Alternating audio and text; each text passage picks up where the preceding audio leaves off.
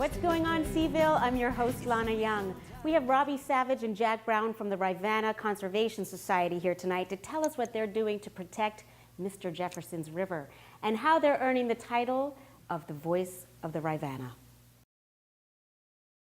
Welcome to the show. Thank you. We have Robbi Savage, you are the executive director, and we have Jack Brown, and I think that it's the RCS mouthpiece, but that's not your official title. You're the Advocacy, Media, and Outreach Coordinator, and you're also past chair, correct? Correct. Well, thank you for coming. Thank you. So we have the Rivanna River, Yes, we do. also known as Mr. Jefferson's River, because he grew up on it, correct? And he also, of course, went ahead and built Monticello on its banks. Why then was it only until 1990 that this society was formed? What was the immediate need that was identified? What took so long? What took so long? Well, there were 4 gentlemen who were in Fluvanna. They were paddling and talking and looking at the growth that was taking place along the river. And the concern was that if the river didn't have a mouthpiece or a voice, that growth would be unabated, and that it was time for citizens and members of the public to start paying attention and to speak on behalf of this beautiful waterway. And that's what you are, the voice of the Rivanna, correct? Yep, that's us. You protect it. Yes. You have amazing projects, which one of my favorites is the Rivanna River Guardians. So we actually have a Lighthouse mini documentary about the Guardians. So let's take a look at that. Take a look.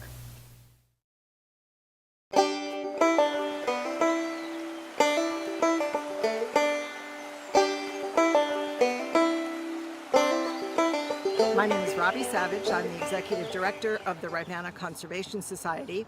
RCS was created in 1990 to be the eyes and the ears and the voice of the Rivanna River. And in doing that, we are initiating a new program called our Rivanna River Guardians. And our guardians are people throughout the community that are willing to give of their time and their talent and their energy to adopt a part of the river and to make it their own. Now, what does that mean?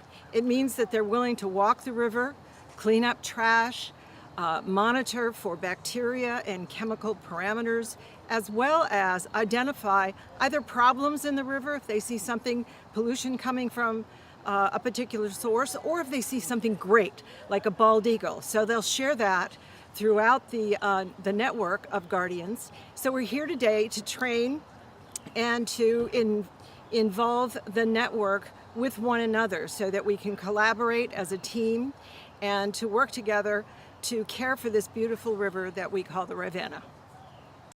Today we're doing some water quality monitoring. So the issue is we need to look and see what exactly is the water quality that we're on. So there's several different types of monitoring that we're doing. There's a chemical monitoring, so we have these test kits, and that's what we're doing the training on today, to be able to find out the dissolved oxygen, the turbidity, how clear the water is, and the pH level. They're also doing another type of testing, which is a bacterial level, to see if the water is really safe to swim in, which is the bottom line for that. Oh, we've pulled all kinds of things out of the river. We pulled cars, motorcycles, batteries, refrigerators, appliances. I mean, a lot of people used to, sadly, use the river and the streams and the neighborhood creeks as dumping grounds. I've definitely seen the impact that just getting out there and picking up the trash makes year by year. My name is Justin Delane. This is my daughter Chloe Delane. Say hi. Hi. And Chloe and I, along with her brother and sister, have been paddling the Rivanna River in Fluvanna County for since she's been a year old, so she's 3 now. But we love paddling the river, and it's a big part of our lives. And also spend a lot of time on the river, on the weekends, and it's a good recreational piece for us. We definitely enjoy it. My name is Will Murdoch, and I'm here to help with bacteria testing.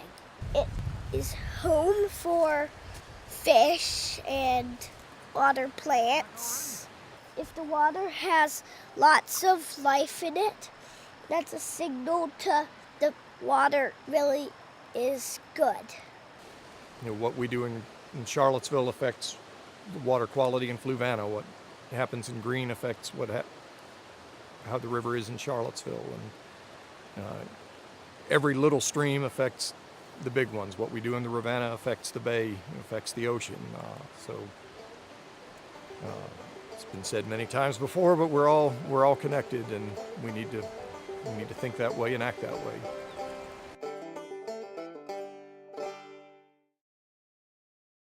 I love that the kids are involved in that, seeing the kids on that video. I think that that's so important that it becomes part of your life, and so by the time you're an adult and you can actually do something about it, it's not a second thought. How's the project doing? It's doing very well. One of the reasons why we want to draw kids in is in part to give them a kind of lifelong habit of environmental awareness, make them see that the natural world surrounds them, and encourage them to care about it. So that was an idea of the early founders, was it's not enough to work on the river today, you need to build a long-term constituency for it. So, That's great. And you just said to care about it. Why should we care? well, so the river, we see the river in the headlines occasionally when there's threats of various kinds, and certainly RCS focuses on the threats. And we clean the river up, we try to get stormwater ordinances passed and things like that. But it's also worth emphasizing what a great, marvelous resource it is that flows right through our communities. So this isn't like the Cuyahoga River in Cleveland that caught fire twice.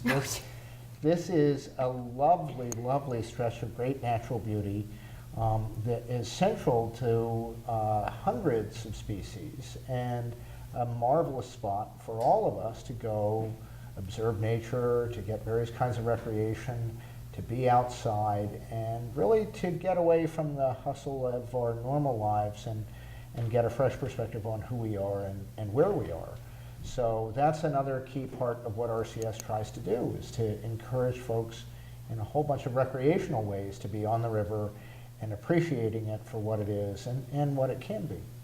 Well, you know, there was a gentleman in the video that talked about paddling with his family, and that is part of their lifestyle. And I know that you also have a paddling program as well. Can you talk a little more on that? Yes, we have the Rivanna River Sojourn that we do in the spring around the Earth Day celebration.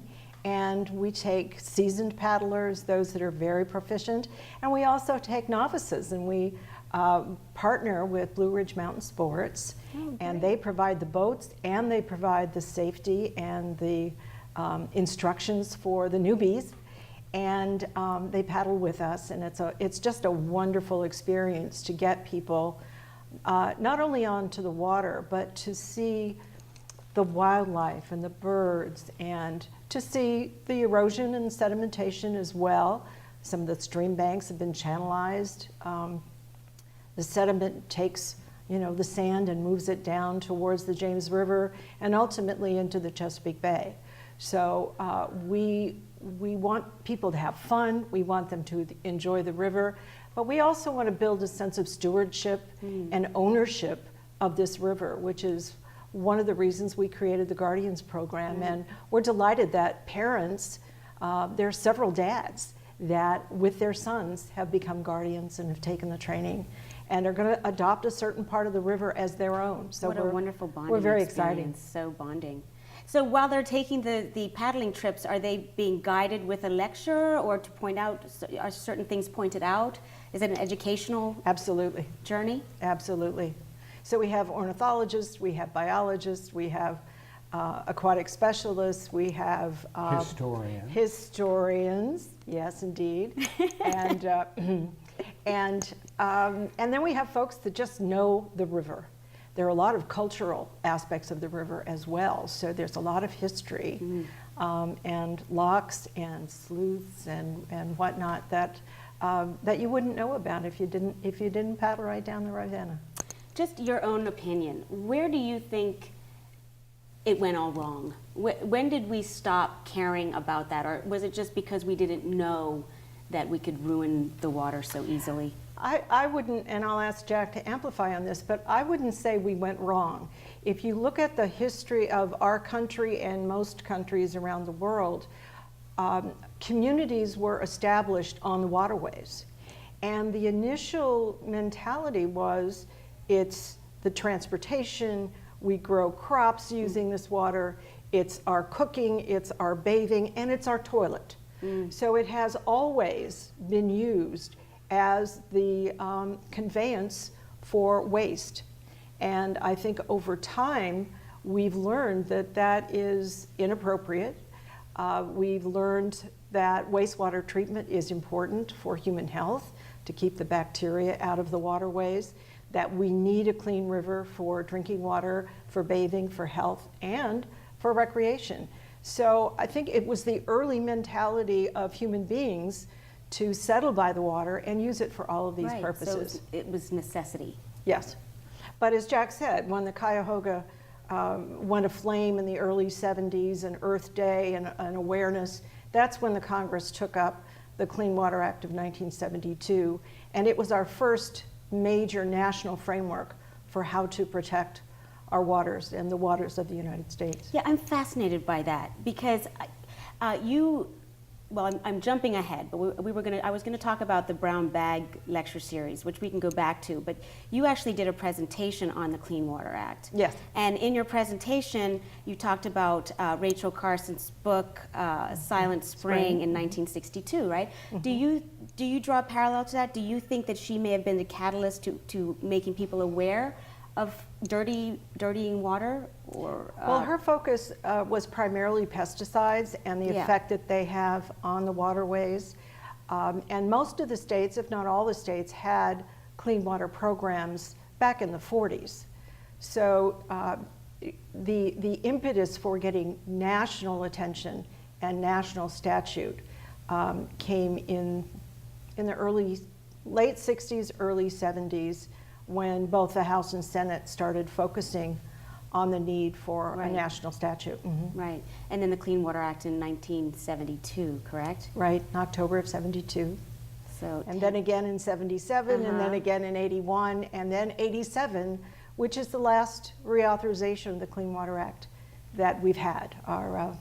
You can see Robbi's been fighting some of these battles yeah. for us all for a long time. Thank you, Robbi. Yeah. Well, you're starting to see some benefits, though, aren't we, with water?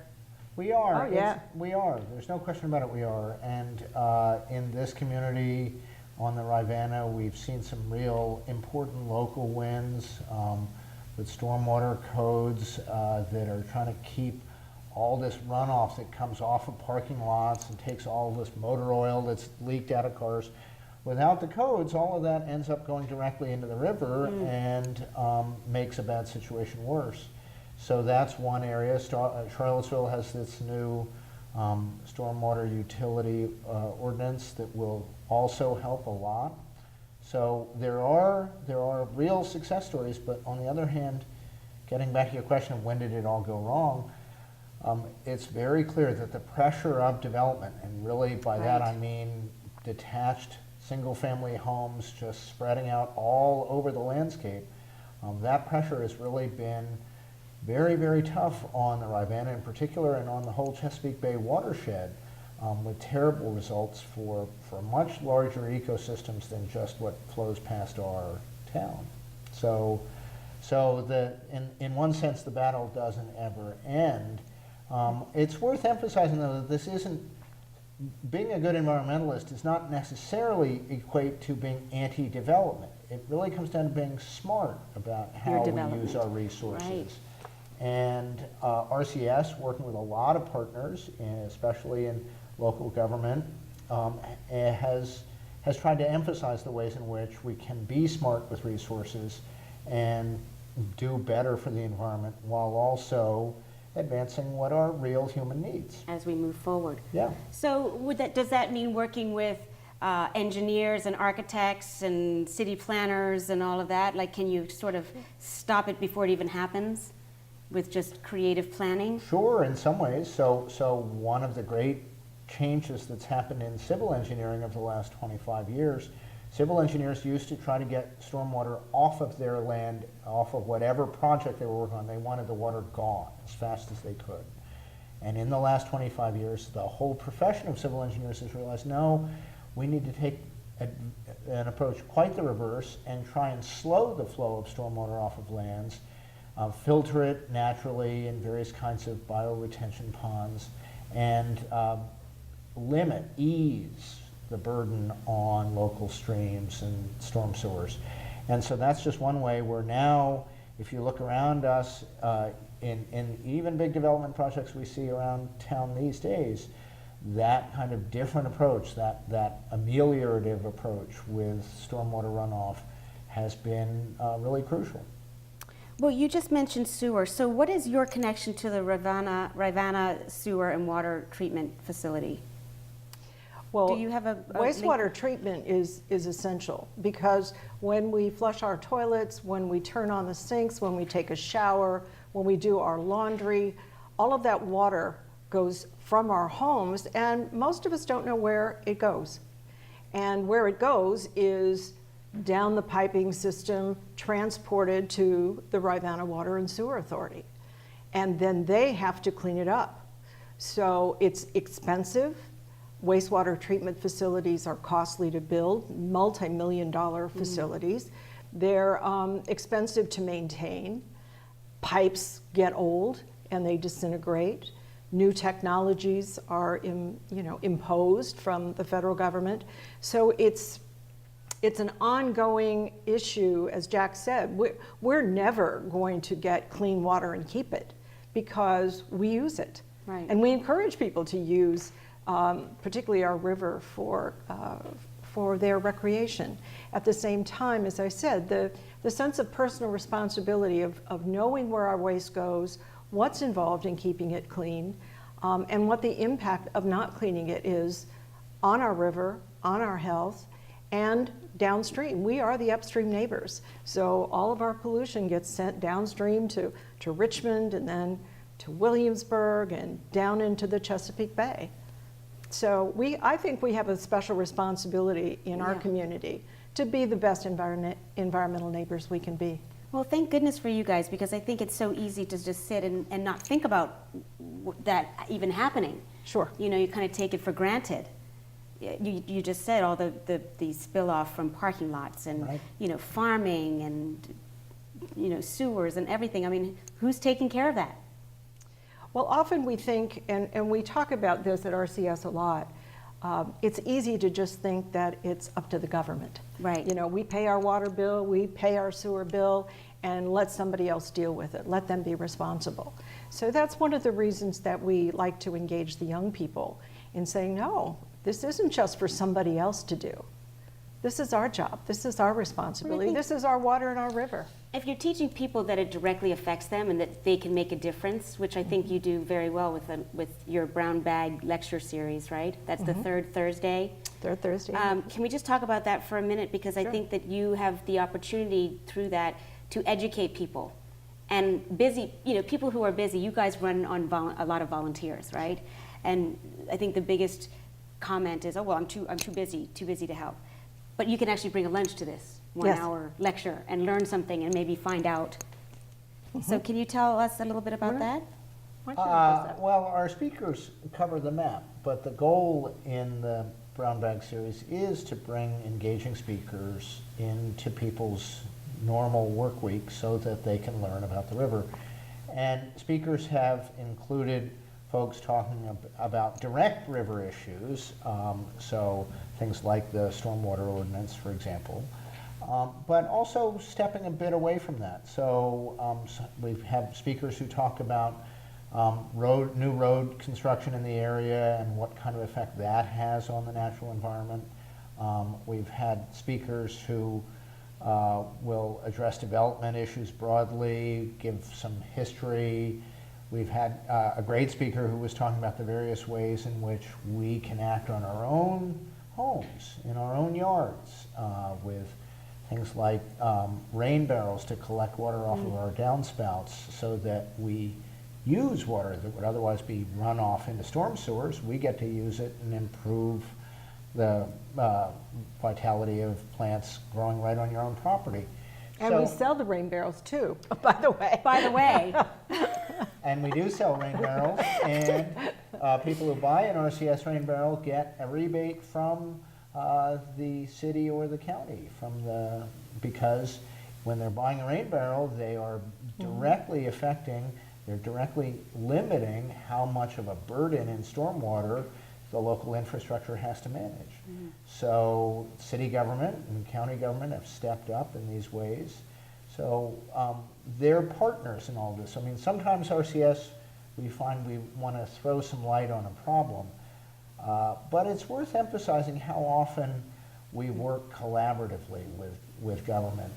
And we're very, very fortunate in this community that we have enough people who understand that we've got to come up with collective solutions to problems. The world is not like the 18th century where we can just all do our own thing.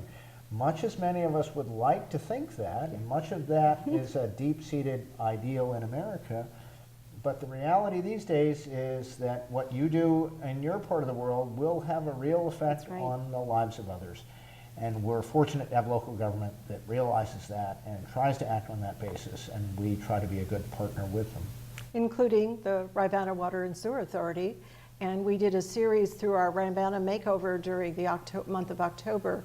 We did tours of the sewer plant for local area schools, homeschoolers, garden clubs, and it was great to partner with them. And they seem to enjoy having people come and visit the sewer plant because it's usually not the first thing in your event planning. Let's go to the sewage plant. But you know, anybody who wants to come, just give us a call because we love to partner with them and again, to share what's involved in getting and keeping clean water.